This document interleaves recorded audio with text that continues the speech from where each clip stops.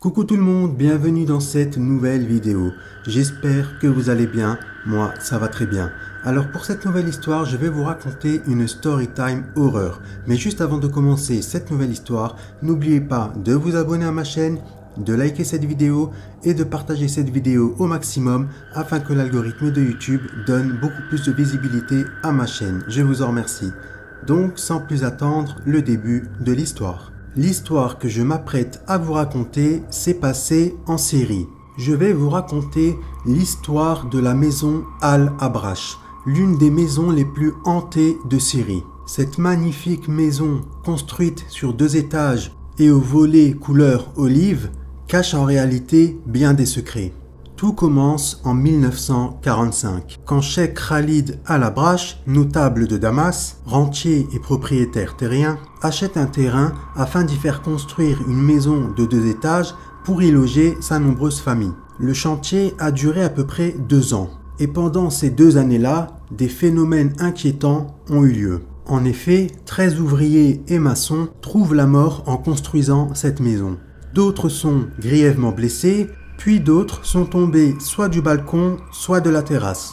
Un jour, alors qu'un employé était en train de faire des travaux, il va sentir une main invisible frapper en cadence avec lui sur un pieu. Il y a aussi d'autres ouvriers qui ressentent une tierce présence avec eux lorsqu'ils travaillent seuls dans une pièce. Les faits sont tels que les ouvriers ont pris la décision d'en parler au propriétaire Khalid Al-Abrash. Mais ce dernier n'accorde que peu d'attention. Il met la faute sur de vieilles superstitions des gens du peuple. Khalid Al-Abrash a donc tout fait pour essayer d'apaiser la situation, puis par la suite, il a demandé poliment à ses ouvriers de retourner à leur travail. Sauf que quelques jours plus tard, de nouvelles plaintes vont commencer à pleuvoir. Certains ouvriers parlent de travaux commencés la veille et retrouvés complètement saccagés le lendemain. Cela dure tout le temps du chantier, jusqu'aux dernières couches de peinture. Puis, après ces 2 années de travaux, la maison est enfin construite. Khalid Al-Abrash peut enfin commencer son déménagement. La famille est composée de 6 membres. Le père Khalid Al-Abrash et la mère Dounia Al-Abrash. Ils ont aussi 4 enfants. L'un des enfants était en train d'égorger un coq sur le sol afin d'éloigner les mauvais esprits, tandis que le père Khalid Al-Abrash lit des versets du Coran afin de protéger la maison. Pour son premier repas dans la maison, la famille a pris la décision d'inviter quelques amis. Le dîner se déroule joyeusement, hommes et femmes mangeant dans des pièces séparées, comme le voulait la tradition à cette époque-là. Une fois la soirée terminée et les invités partis, chacun retrouve sa chambre pour aller dormir. La peinture encore fraîche, le bois luisant et ciré, les vitraux verts étincelants à la lumière des lampes à pétrole, la mosaïque à damier, tout semble parfait. Pourtant, le lendemain matin, parents et enfants se sentent mal. Les bras, le dos et les jambes endoloris, et tous les membres de cette famille souffraient aussi de fortes migraines. Au petit déjeuner, tous évoquent la même chose, des cauchemars effrayants comme ils n'en avaient jamais fait auparavant. Les 2 plus jeunes sœurs racontent même avoir entendu des voix quand elles sont parties soit aux toilettes ou soit dans la cuisine pour aller chercher un verre d'eau. Le père Khalid Al-Abrash a dit à tous ses enfants « Ne vous inquiétez pas, tout ça c'est normal, vous n'êtes pas encore habitués à cette maison, ni à vos nouveaux matelas, il y a encore la peinture qui est fraîche, mais ne vous inquiétez pas, tout ça, Inch'Allah, ça va passer. » Ensuite, il leur a dit « Arrêtez de penser à ces choses-là qui sont très étranges, tout droit sorties de votre imagination. Durant la journée, chacun va vaquer à ses occupations. Les fils et le père font le tour des magasins à la recherche de nouveaux meubles, et la mère et ses filles faisaient le ménage dans la maison et préparaient le repas en attendant l'arrivée du reste de la famille. Le soir, avant de dormir, Khalid Al-Abrash va réunir tous les membres de sa famille afin de faire la prière de l'Aïcha. Puis, une fois la prière terminée, chacun regagne sa chambre. Le lendemain matin, toute la famille Al-Abrash vont se rendre compte que visiblement l'eau courante a été coupée pendant la nuit. Ils étaient là en train de tourner tous les robinets de chaque pièce de la maison, mais malheureusement aucune goutte d'eau ne tombait. Pas une seule goutte d'eau. Khalid Al-Abrash est donc allé voir certains de ses voisins pour leur demander si eux aussi l'eau avait été coupée, sauf que les voisins vont lui dire à chaque fois que non, que eux ils avaient aucun problème, que l'eau marchait correctement et qu'ils n'avaient pas eu de coupure d'eau. Ça sera la dernière fois que les voisins verront la famille à la Brache. Durant 3 jours, aucun mouvement n'a été constaté dans la maison. Aucune allée et venue, aucun bruit, rien du tout. Très inquiet, un couple très âgé qui s'occupe de la maison d'en face va prendre la décision d'aller frapper à la porte de la maison à la Brache. En arrivant là-haut, il remarque que toutes les portes ne sont pas fermées à clé et surtout que toutes les fenêtres sont grandes ouvertes. Le couple entre alors dans la maison, ils font le tour pièce par pièce de la maison, mais malheureusement il n'y avait personne à l'intérieur. Toutefois, ils remarquent que les lits étaient défaits, comme s'ils avaient dû quitter la maison précipitamment. Le couple va aussi constater que toutes les portes des armoires sont grandes ouvertes, ainsi que tous les tiroirs. En arrivant dans la cuisine, il remarque que le petit déjeuner est servi sur une table basse, probablement celui que le père de famille prend avant les autres. Sauf que le petit déjeuner là, il était resté intact, alors que la famille à la Brache avait disparu déjà depuis 3 jours. Et là, le petit déjeuner était intact. Le bruit de la disparition de toute la famille à la Brache commence déjà à faire le tour de tout le village. En début d'après-midi, la police est prévenue. Ils décident de faire une perquisition des lieux et cette perquisition-là va durer pratiquement toute la nuit. Les policiers remarquent que les bijoux de Dounia à la Brache étaient toujours là à leur place et que rien n'avait été volé. Tout était à sa place. Rien n'a été volé, rien n'a été dégradé et rien n'a bougé. Les meubles sont toujours là, les ustensiles de cuisine pareil, ainsi que des vases qui coûtaient quand même assez cher. Rien n'a été volé. Les jours passent.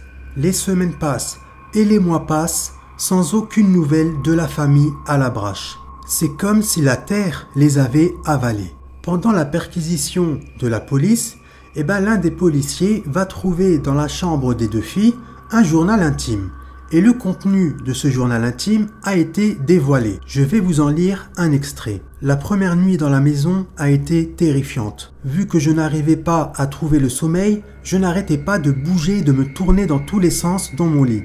Je ressentais une peur, mais je ne sais pas d'où venait cette peur. 2e jour. La 2e nuit dans la maison a été très amusante. 3e et dernier jour, maman est triste aujourd'hui.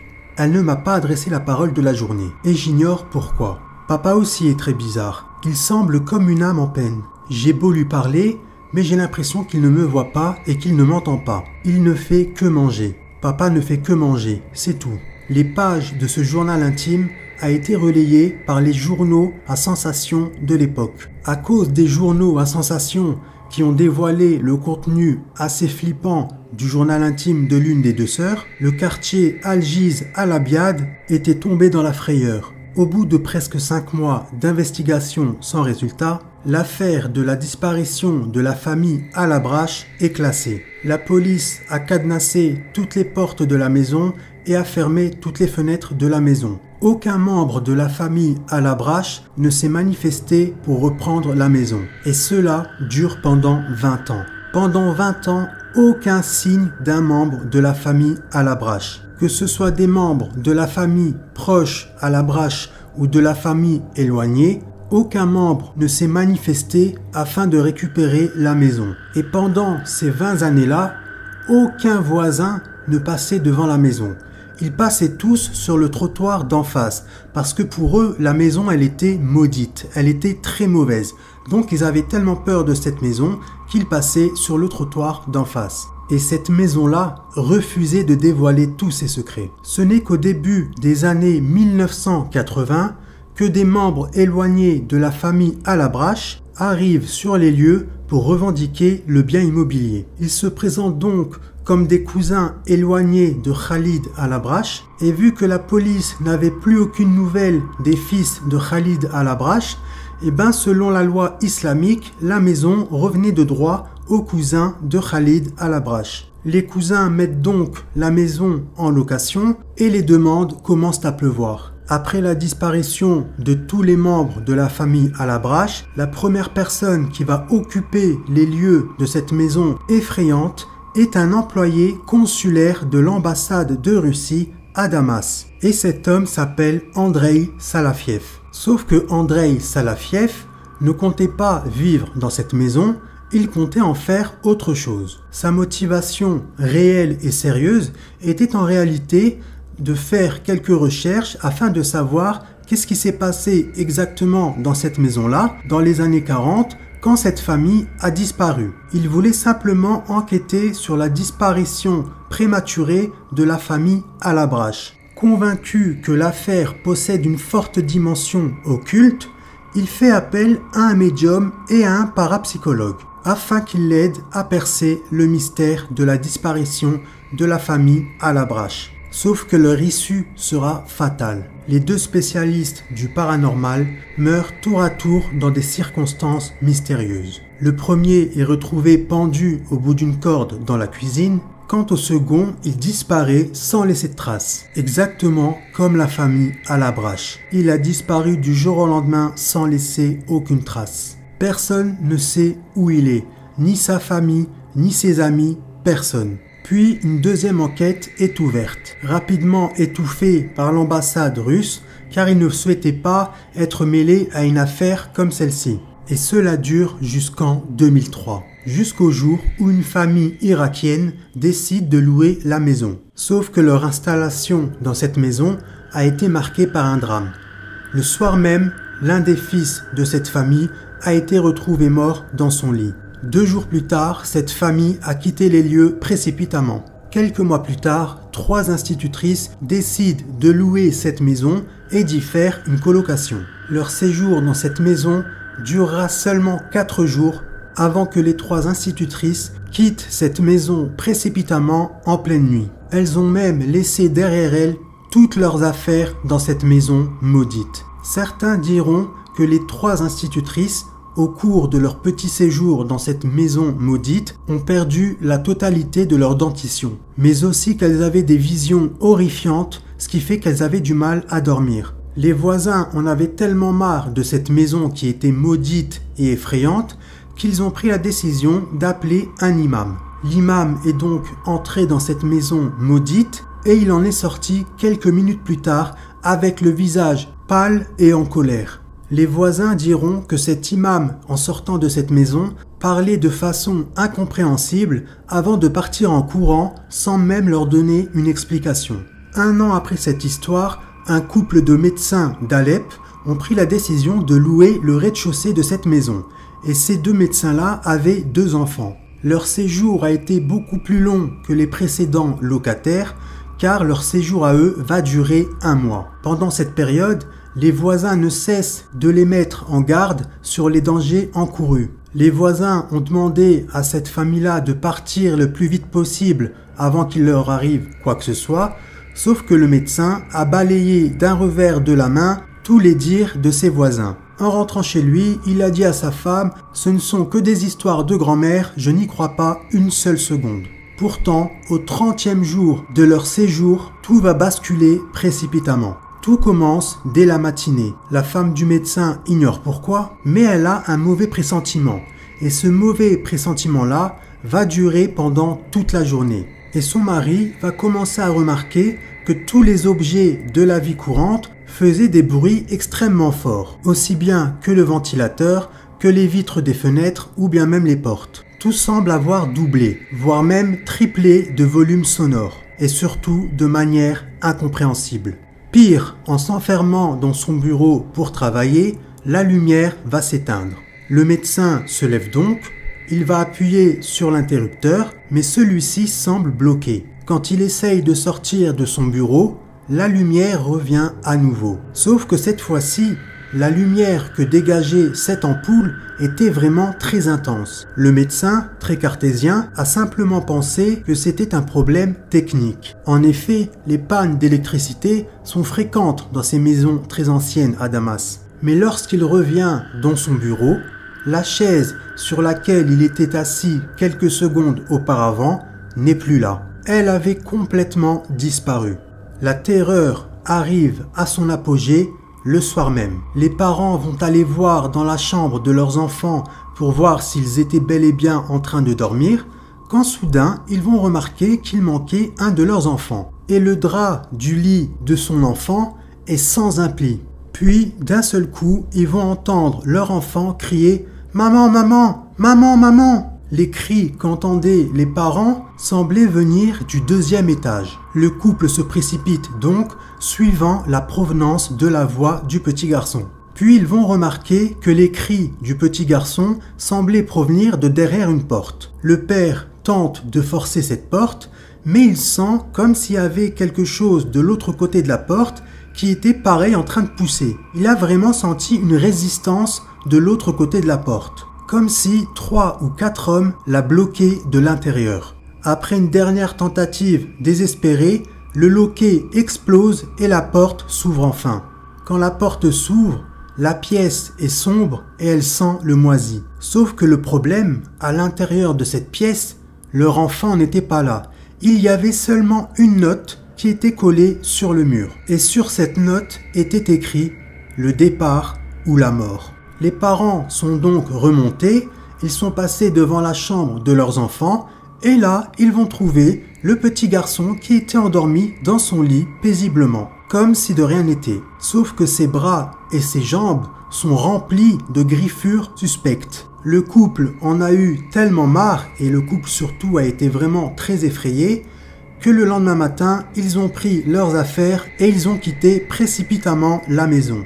Les voisins qui étaient là ce jour-là ont vu le couple de médecins ainsi que leurs enfants partir et quitter précipitamment cette maison en pyjama. En voyant cela, les voisins ont tout de suite compris que cette pauvre famille avait bel et bien ressenti et surtout vécu des phénomènes paranormaux. Les événements effrayants et inquiétants qui ont ponctué l'histoire de la maison n'atteignaient pas seulement les locataires. Des voisins ont eux aussi vécu des choses paranormales. Dans le voisinage, plusieurs fois, ils ont vu un homme qui était debout sur le balcon et qui était là en train de les fixer de façon étrange. Personne n'a jamais su qui était cet homme et surtout d'où il venait.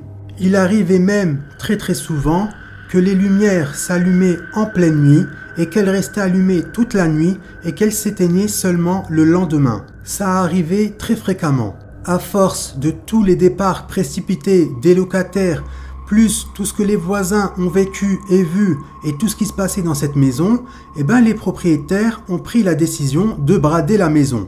Ils ont pris la décision de baisser considérablement le loyer de la maison. C'est en 2008 qu'un dernier groupe de locataires va vivre dans la célèbre maison à La Brache. Il s'agit de 5 garçons, tous très amis et étudiants à l'université de Damas. Les 5 garçons y passent une première semaine sans problème, avant que les choses ne se compliquent. L'un d'eux, que nous allons appeler Fares, commence à avoir des visions de plus en plus étranges. Il est pris de douleurs et de maux de tête tellement lancinants qu'il était incapable pour lui d'aller en cours. Plusieurs fois alors qu'il dormait, ses amis l'ont vu debout dans sa chambre, les yeux grands ouverts dans le noir. Il était là en train de les observer de façon étrange. Il passe aussi la plupart de son temps dans l'une des 2 salles de bain, parlant à voix haute, générant la frayeur parmi ses camarades. Les événements ont tellement pris une ampleur inquiétante qu'ils ont pris la décision de partir. Mais Fares s'y oppose fermement, pour des raisons qu'il ne souhaite pas leur dévoiler, malgré leur insistance. Vous le soupçonnez peut-être déjà, mais le dénouement de ces 5 amis va être fatal. Du jour au lendemain, aucun d'eux ne donne signe de vie. Ils avaient complètement disparu. Plus personne ne les revoit, ni dans la maison, ni dans le quartier, ni à l'université. Même leur propre famille n'avait plus aucune nouvelle de ces 5 garçons. Leur corps ne sera jamais retrouvé. Derrière eux, ils ne laissent ni aucun indice, ni aucun message, rien du tout. Les histoires concernant la célèbre maison à La Brache, on l'entend fait couler l'encre dans la presse à sensation syrienne, à un tel point qu'il est devenu difficile de différencier le vrai du faux, le réel ou le fictif. Mais comment expliquer que tous les locataires qui ont vécu dans cette fameuse maison n'y ont pas dépassé 2, 3, 4 jours voire un mois grand maximum. La légende qui circule depuis dit que la maison est hantée par l'esprit de Khalid al-Abrash, dont la légende raconte que le corps de Khalid al-Abrash a été enterré dans le sous-sol de cette maison. La légende raconte que Khalid al-Abrash s'est fait assassiner car il devait beaucoup d'argent, et d'autres racontent que c'est la propre famille de Khalid al-Abrash qui l'ont assassiné. Mais ce ne sont que des rumeurs et que des légendes. En 2010, les derniers héritiers ont pris la décision de refaire des travaux dans cette maison afin de la rendre un peu plus moderne. Ils y ont entamé des travaux de rénovation. La maison a depuis été mise en vente sans avoir jamais trouvé d'acquéreur. Dans le quartier Al-Jiz al-Abiad, la maison est toujours debout malgré la guerre qui est passée par là. L'édifice aux fenêtres couleur olive est toujours là, défiant les passages du temps et les tragédies familiales. Un jour viendra probablement où il acceptera enfin de livrer tous ses secrets. Donc voilà, c'est la fin de cette histoire. J'espère que cette histoire vous aura plu. Si c'est le cas, n'oubliez pas de vous abonner à ma chaîne,